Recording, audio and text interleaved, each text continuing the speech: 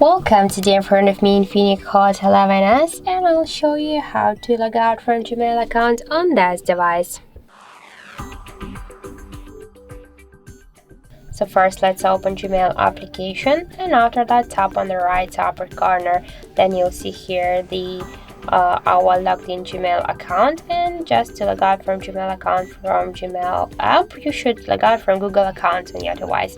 To do that, you should click to manage accounts on this device and then select one from these accounts. So you have just only one, so just select this account and then just tap remove account and confirm your action. After that, we can see here that in Google account settings we have no any Gmail accounts. And let's go back to the application. Let's refresh it, and now we can see that we'll just log out from Gmail application.